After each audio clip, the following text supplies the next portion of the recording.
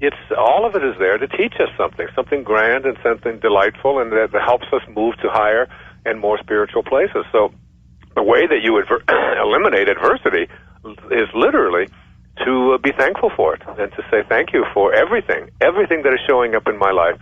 It is going to teach me something profound. And some of the most difficult and very troublesome kinds of things that have occurred to me in my life, what I thought were at the time, have taught me how to be a better writer, a better speaker, a kinder person, a better human being. Because true nobility, it's not about being better than other people.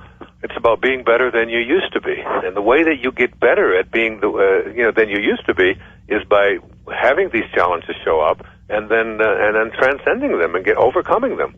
I don't look back on my days of drinking, which stopped 17 years ago, as anything other than great and wonderful events that helped me. All of that drinking and all of that behavior and the drugs that I did and all of those kinds of things have helped me to become a stronger, more purified, more decent, better human being, better husband, better father, better speaker, better man as a person. Anyway, let me try to get through the rest of these. We just have a few moments. Okay. Were you going to say something, Diane? Well, I was going to say, do you think people get caught up in the why me kind of mentality? Yeah, I think they do. Instead of saying, why not me? Thank you. Thank you for all of it, every single bit of it. I mean, there's a slogan here on Maui that says, no rain, no rainbows. So I always remind people of that whenever there's a rainy day and the tourists are all here and they're all upset about the rain. I say, but you see all those rainbows that you just love every day? They have rainbows over here on the island. You can't have them without the rain. And I think it's a good symbol for our lives. One of the things that Gandhi said that's really, I think, very important is that there's more to life than making things go faster and making it always increase our speed. That the idea that we have to get there fast, we have to be ahead of the other person, slowing ourselves down. In the 26th verse of the Tao that I was writing about this morning, it talks about the stillness, about being able to that stillness is the mother of unrest. In other words, the master of unrest. In other words, in order to be able to get to a place where you are no longer filled with unrest, you have to go to this place of stillness, this place of quiet, this place of peace that is within each and every one of us. And that means not telling yourself that you have to be there ahead of the other guy, not rushing through the traffic lights, but meditating your way through when a yellow light comes, instead of rushing through it, that's just a habit. Instead of that, just slowing down, putting your foot on the brake and saying, thank you for 1 minute to just sit here and be at peace and be kind and be in a sense of harmony with my source, which is always at peace. Also, I said, do everything that you can to eliminate debt in your life, because all of the debt that you have, the credit card debt, the money that you owe the banks, the mortgages, all of those kinds of things are a way of giving up control of your life and putting it into the hands of someone who will be controlling the purse strings of your life. And also to let go of your idea about everything is evaluated on the basis of how much it costs or how much it's worth. Try to take the dollar value off of things and just enjoy everything in your life for what it is. I'm going through something right now, and I'm kind of wanting to know why all this is happening to me in my life. At 15, my dad died unexpectedly of, an aortic aneurysm, and then I dealt with that somewhat decent. I don't want to say great, but I was only 15. And then I got married, and my husband and I struggled for 4.5 years to get pregnant, with one miscarriage along the way. And we got pregnant in November last year. We found out December 8th. And then on April 4th, we found out that the baby was really sick. Mm-hmm. And I ended up delivering a stillborn on April 19th. Mm-hmm. And I'm just not quite sure why all this is happening and how to get through it. Yeah, I can hear your pain. First of all, as you move along this path that I'm writing about, especially in Inspiration, you find out that all of the greatest teachers who've ever walked among us, including Jesus, all of them, have taught us that death is not a punishment. That it is the inevitability of all things. That everything that composes decomposes, and the question isn't whether it's going to decompose. The question that we have as human beings is, how long is it going to take? How much time do we get? When you say the words, "My father died unexpectedly," my immediate response to that is unexpected to you. Yeah. But not to God, and not, and that the moment that your father was conceived and the moment that he showed up on this planet, his birth was here, independent of his opinion about it, and so was his death. And the same is true of the miscarriages that you've had and the stillbirths that you've had. That there's a perfection in all of this, and that these souls who showed up very, very temporarily, and then for whatever reason that none of us will ever be privy to, weren't ready to show up into this world. What you are doing with it is you're taking it personally. You're saying to yourself that, why me, and how could something so terrible as this happen, and how much of this kind of thing do I have to put up with before I'll have peace in my life? And I'm saying to you, have peace in your life now, and even be in a state of gratitude for just the fact that you've been able to participate in the dance of life. You've already created life twice, and because it didn't last as long as you thought it should last, that's just our ego at work. Here are some of the signposts of a new direction. Your ego is less insistent on having attention placed on it. There was a time when I could dominate every conversation, no matter where I was, no matter who I was with, and if I was with my wife or whatever. And I could be glib and verbal and use quotations and talk and get people to gather around and endlessly take the spotlight. Today I find myself hardly ever talking. I just love to sit back and watch and listen and observe and notice. Secondly, doing less, not more. Letting go and letting God becomes easier for you. Practicing non-interference. Boy, when I was writing Change Your Thoughts, Change Your Life and living that part of the Tao, I remember reading one of the verses and thinking, it says, great sages do nothing, and because they do nothing, they get so much more done. And I just couldn't wrap my head around that, or my consciousness around that I could do less and get more done. I mean, we've grown up in a world where you have to go out and do more in order to get more. It says in the Tao, great sages accomplish great things by thinking small rather than thinking big. That a journey of 1,000 miles begins with a single step. And the great sage just thinks of the single step and where they are. You get to a place where you're not trying so hard, but you're not failing at anything. You're just producing results, and you're not willing to judge the results, and it gets easier, trying less. You begin to shun the spotlight. You begin to practice what the Tao taught me to practice, which is radical humility. Not taking credit, giving other people credit, not needing to have other people tell you how wonderful you are. Just simply practicing what the ocean teaches us. Stay low and let everything come to you. Unity begins to replace separation. Conflict then is eliminated. Remember, the mind at war with itself can never know God. Because knowing God means knowing oneness. And oneness means nothing to be in conflict with. You cannot be in conflict when you have oneness. There's only one. And we begin to see ourselves as connected to everything. Now, also on this voyage of two, and I just have to speak a few moments about this, it is what I call the fall. Virtually every spiritual advance that I've ever made in my life has been preceded by a fall of some kind or another. And I think you can expect a fall. And when you're in one, when you're in a low point, when you're struggling, the Tao says that built into all misfortune is good fortune.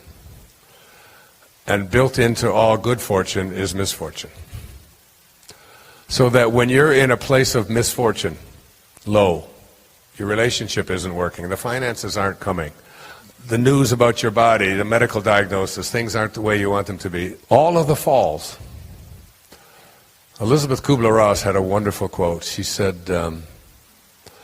If you shield the mountain from the windstorms, you'll never see the beauty of the carvings. So the idea really isn't to try to eliminate the storms of your life. The idea is to learn how to sing in the rain, how to dance in the storms, and be willing to go into the storm. And the final thing about this journey back, I talked about it in the film, it's called the quantum moments. And these are moments in our lives that really shift us, and they almost always come after a fall. So you have the fall, that as you have one of these falls, what you are doing is you are generating energy to propel yourself over the bar. If you remember in the film, I spoke about the night that I had one of the most shameful nights of my life, when I required my wife and our 5 little children, we had 5 children in 8 years, and they had closed the bar at the restaurant because someone the night before had served someone underage, and they wouldn't give me a beer with my meal. And I made everybody in the family be inconvenienced and get up and go to another restaurant because I was upset because I couldn't have my beer. Now that's a jerk. That's shameful behavior. It's hard for me to even admit it, but I'm better than I used to be. Now I'd only make them go 2 blocks instead of 3. No, I wouldn't do that. I wouldn't do that. And that morning, after that fall provided me with the energy. I began to think about myself. And what was I doing? How long has it been, Wayne, since you've gone without having a beer in the evening? I couldn't think of a day in the previous 2 decades. And what are you doing making your wife, who's had 5 children with you in 8 years, move? And you know what it means to move little children like that? You know, with all of the things that you have to take and put them in the cars and the seat belts and all of that, and none of it mattered to me. But that fall allowed me probably to be alive today. Because if I would have kept drinking the way I was, I wouldn't be alive today. It was going to kill me because alcohol's like sugar. I mean, and it's loaded with sugar, by the way. So these falls, when you have one, start looking for the energy and start seeing what it can bring to you as you move back. Let's now examine the elements that most of us agree define the essence of our Creator, along with how they can help us sensibly approach Him. 1. God is love. We came from love, and we desire to return to that heaven while still on earth. I repeat Emerson's appropriate observation that love is our highest word and the synonym for God. In other words, if we dwell in love, we dwell in God. If God is love and cannot be anything other than what God is, and we wish to have a dialogue with God, then it seems to me that we come to our source in love, or we're wasting our time.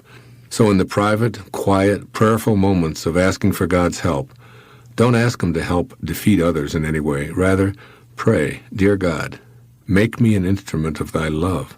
I want to be like You. I have forgiven them, and I have forgiven myself.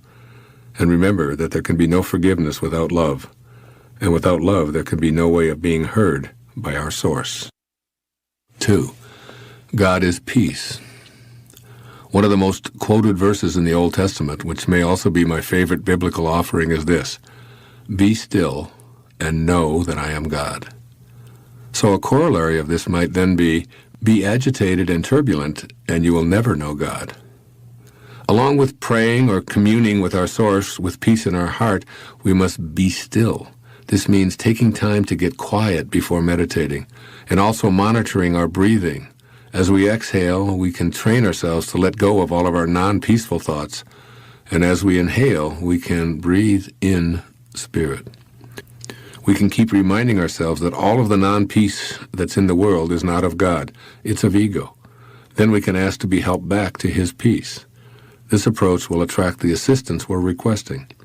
It's all about matching up the vibrational energy of our desire for peace with thoughts and behaviors that are consistently peaceful with those desires. 3. God is all-inclusive. We won't be heard by or receive assistance from our source if we're touting our separateness from our fellow humans. You see, when we seek special individual favors from God, or even when we seek to converse with our source from this perspective, we're once again living an illusion. If God were to acknowledge our belief in separation, perfect oneness wouldn't and couldn't exist. It's impossible for a source that creates everyone, and therefore is in everyone, to even have a dialogue with someone who's harboring ideas of their specialness or separation from everyone else. In conversing with our source, as always, we strive to be more like it. So we need to see ourselves as connected to everyone in the universe as we enter into prayer. Then we can ask for guidance and assistance in summoning the all-inclusive Spirit. Make me an instrument of you. Allow me to see you in everyone I encounter. Help me to see myself in others and to extend first to them what I aspire to myself. I've noticed that this is how you are, and I wish to be just like you. The key is getting past your ego-based idea of separation and instead seeing yourself as a part of the oneness of all. As Thomas Aquinas put it so succinctly, true peace consists in not separating ourselves from the will of God. 4. God is abundance. As St. Paul once said, God is able to provide you with every blessing in abundance. So why is there so much apparent shortage in the world, including people starving and living in poverty, and millions of folks having the persistent problem of too much month left at the end of the money? Well, what I can say for certain is that God is not to blame. There's more than enough to go around. After all, we came from a place that knows nothing of deprivation, and we arrived on a planet that has the capacity to grow the food and slake the thirst of every one of its inhabitants many times over. As a species, we human beings have brought the ideas of deficiency and depletions of God's gifts on ourselves, largely by taking very ungodlike actions. God serves all of us, but our greed has made us forget others and focus only on ourselves. As a people and as individuals, we've brought lack to our lives, and we can only fix this deficiency by becoming more like our always serving, endlessly abundant spiritual source. The answers to the resolution of poverty and scarcity are readily available to us, and they'd be resolved tomorrow if we remembered that we're all one on this planet. We all share the same origins, and we all end up back in the same non-place where we began. When we return to spirit in our heart, our governments will align with this truth, and our leaders will emerge from in-spirit consciousness. And 5, God is well-being. Spirit never has a fever and knows nothing of illness. So in my humble opinion, it makes no sense to pray or engage in a discourse with God from a perspective of asking to be healed, unless, that is, we have a firm understanding of what we mean by the word heal. If we mean to overcome an illness or infirmity, then I feel that we're again violating the truism that nothing can be what it isn't, including God. On the other hand, if we use the word heal to mean reconnecting to our source of well-being, then we're open to the potential of receiving assistance to overcome any infirmity. And that's how I use the word. I never asked God to help me to get over a feeling of sickness. Even when I had a minor heart attack 5 years ago, I asked to be made an instrument of God's well-being. I acknowledged that my body had taken on non-well-being, be it from my lifestyle, diet, and habits, or the toxins I breathe in and out, whatever. It was not of God, it was of me in this physical world, and I prayed to be reunited to a stream of well-being. I knew that I was a piece of God, and it was just as easy for him to heal a cut on my finger as it was to restore my heart to a healthy state. Since I knew that God's healing power was within me, I just needed to help my body remember this. Quote from A Course in Miracles. The memory of God comes to the quiet mind. It cannot come where there is conflict. For a mind at war against itself remembers not eternal gentleness. What you remember is a part of you, for you must be as God created you. Let all this madness be undone for you, and turn in peace to the remembrance of God, still shining in your quiet mind. It's about remembering our origination. I committed this passage to memory many years ago, and I use it as a way to remember who I truly am and where I really came from, particularly when I communicate with my Creator, to stay on purpose and in spirit. Now I'd like to go through each of the messages in this observation from A Course in Miracles one by one. Number 1, The memory of God comes to the quiet mind. We came from a quiet, peaceful place. That's the very essence of creation. So when our mind is filled with noisy dialogue, we shut out the possibility of remembering our spirit. Incessant chatter keeps us attached to the physical world and produces anxiety, stress, fear, worry, and so many of the emotional reactions that are decidedly removed from God realization. We must minimize distractions when we wish to communicate with God. So being in nature, away from the artificial noises that invade our space, is helpful. But the most important thing to consider is how to keep our mind free from the dizzying, bewildering cascade of thoughts flowing through our head from morning till night, and even on into our dream state. It's been estimated that we have something like 60,000 separate thoughts every day. The real problem is that we have the same 60,000 thoughts today that we had yesterday. I've made the practice of meditation a part of my daily life because it's one way to quiet the mind so that the memory of God is accessible. So by learning to meditate, or at the very least shutting down the inner dialogue produced, directed, and acted upon by your ego, you can open up a space for remembering and returning to spirit. 2. It cannot come where there is conflict. In order for conflict to exist, there must be two opposing forces at work. That is, one force, in the form of an idea, a point of view, a desire, or a contribution, directly clashes with another. Conflict defines our lives in many ways, as we oppose our partners, our children, our bosses, our neighbors, and even our countries. In politics, it's always one party versus the other. And the entertainment industry portrays battling points of view that are usually turned into violent scenes. Essentially, conflict requires two-ness. However, remembering where we came from involves our returning to the oneness of being in spirit. After all, there are no battling powers in the divine realm of spirit. There's only perfect oneness, and this is what we want to rejoin. We want to become one again with our Creator, and we can't retrieve this memory of God with a mind in conflict in any way. 3. For a mind at war against itself remembers not eternal gentleness. The second part of this teaching from A Course in Miracles reinforces that a combative mind cannot remember where it once resided in eternal gentleness. Obviously, you can't wage war and simultaneously focus on peace and gentleness, and it is eternal gentleness that you want to remember and rejoin. It's really quite simple to do this. Just close down the battlefield and surrender. Remove all of the artillery, send the soldiers home, and replace the instruments of war in your mind with thoughts of peace, tranquility, and surrender. Making your mind a place of peace is achieved by your own will, so steadfastly refusing to have thoughts of conflict allows you to activate the glory of remembering your spirit. 4. The fourth part of this quote. What you remember is a part of you. Every memory I have is me. What a glorious feeling it is to know this. We each have the power to retrieve any piece of ourselves that we desire and to experience it right here, right now, in this present moment. The great Danish theologian Søren Kierkegaard once observed that life can only be understood backwards, but it must be lived forwards. In other words, if we can't go back and remember the spiritual bliss that defined us before the beginning, we've really abandoned a part of ourselves. As we move into communion with God, we must know that our inability to remember our spiritual origins is another way of really saying, quote, I'm unable to know myself because I have no recollection or memory of my spirit. Unquote. In fact, the corollary of this line from A Course in Miracles that we're processing right now would be, what you don't remember is not a part of you. In other words, if we fail to remember spirit, then obviously it isn't a part of us.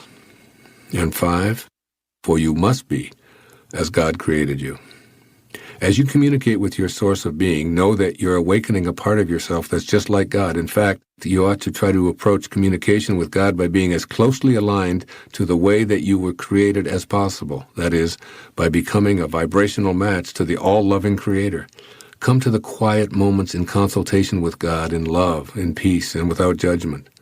As A Course in Miracles is saying, you must be as you were created. So why put on a false mask and pretend to be anything or anyone else? In this way, you can open the channel of communication because you finally remembered to be the way you were created. And that's the key to effective prayer. And as Gandhi once said, prayer is not an old woman's idle amusement. Properly understood and applied, it's the most potent instrument of action. And 6, let all this madness be undone for you, and turn in peace to the remembrance of God still shining in your quiet mind. Let's take the 3 suggestions in this teaching one at a time. First, a course says, let this madness be undone. The madness here is that of living in a state of conflict. In other words, we must make an attempt to transcend the dichotomies of our life because the division creates so much suffering and keeps us from living an inspired life. I remember a Ram Dass lecture in which he said, I firmly come to the conclusion that there are no thems for me anymore. I can't be told who to hate, who to fight, who to subdue. I only see an us in my heart. All those messages to divvy up our world are insane. All our self-centeredness just drives our ego's insatiable appetite for making us special and putting other people down. The Course encourages us to be done with this madness once and for all, both in our minds and in our actions. And second, we're told to turn in peace to the remembrance of God. Once again, we know in our heart that we came from a place of peace. So any discord can't be the result of our Creator's actions. God cannot come to us when we pray from non-peace, so the solution is to return to the remembrance of Him and ask to be made an instrument of His peace. When I find myself out of sorts, I remember. And what I remember is to turn to peace right now in prayer. I become peace rather than anguish, and I feel the calmness I long for come over me like a wave of pleasurable relief.